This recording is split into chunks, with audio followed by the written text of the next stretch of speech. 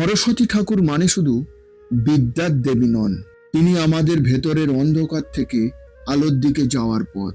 যে আলো চোখে দেখা যায় না, কিন্তু মনকে পরিষ্কার করে, চিন্তাকে গভীর করে, মানুষকে আরো মানবিক করে তোলে। আমরা অনেক সময় বিদ্যাকে শুধু বই, খাতা, পরীক্ষার নম্বরের মধ্যে আটকে ফেলি, কিন্তু সরস্বতী ঠাকুর আমাদের শেখান বিদ্যা তার চেয়ে অনেক বড়। বিদ্যা মানে সত্যকে চিনতে শেখা, ভুল করলে তা মেনে নেওয়ার সাহস রাখা, নিজের জানা দিয়ে অন্যকে ছোট না করে পাশে দাঁড়ানো। যে বিদ্যা মানুষকে অহংকারী করে তোলে সে আসলে বিদ্যা নয়। তার হাতে থাকা বীণা আমাদের জীবনে এক বড় শিক্ষা। বীণার তার যেমন টান টান না হলে সুর ঠিক থাকে না, আর বেশি টান টানে সুর ভেঙে যায়, ঠিক তেমনই জীবনের জ্ঞান আর অনুভূতির মধ্যে, বুদ্ধি আর হৃদয়ের মধ্যে ভারসাম্য না থাকলে শান্তি থাকে না।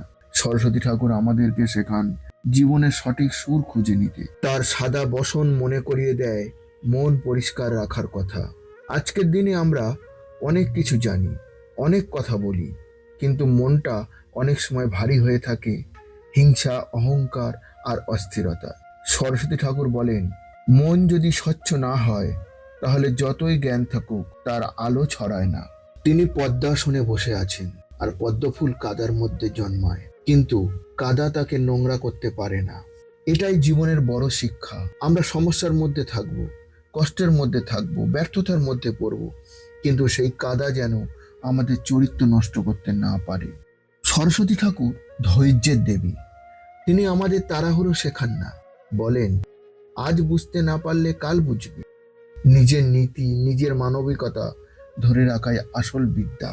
শেখা একটা দীর্ঘ যাত্রা। আজ হেরে গেলে কাল আবার চেষ্টা করবে, ধীরে ধীরে কিন্তু সৎ পথে এগোলেই সত্যিকারের জ্ঞান আসে। ছাত্রছাত্রীদের কাছে তিনি শুধু পরীক্ষার আগের ভরসা নন, তিনি সেই শক্তি যা বলে তুমি পারবে। যখন মনে হয় মাথা আর কাজ করছে না, যখন মনে হয় সব শেষ, ঠিক তখনই সরস্বতীর আশীর্বাদ মানুষকে আবার উঠে দাঁড়াতে শেখায়। আজ আমরা যদি সত্যি সত্যি সরস্বতী ঠাকুরের শ্রদ্ধা করতে চাই, তাহলে শুধু ফুল আর বই দিয়ে নয়, সত্য কথা বলার চেষ্টা দিয়ে, অন্যের কথা মন দিয়ে শোনার অভ্যাস দিয়ে, নিজের জ্ঞানকে অহংকার না বানিয়ে দায়িত্ব বানানোর মানসিকতা দিয়ে।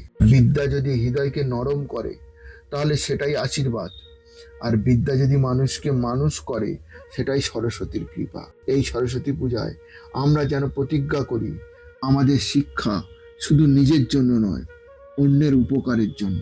আমাদের জ্ঞান শুধু বলার জন্য নয়, বোঝার জন্য। আমরা এমন মানুষ হব যাদের জ্ঞান আলো ছড়ায়, আগুন নয়। এটাই সরস্বতী ঠাকুরের আসল শিক্ষা।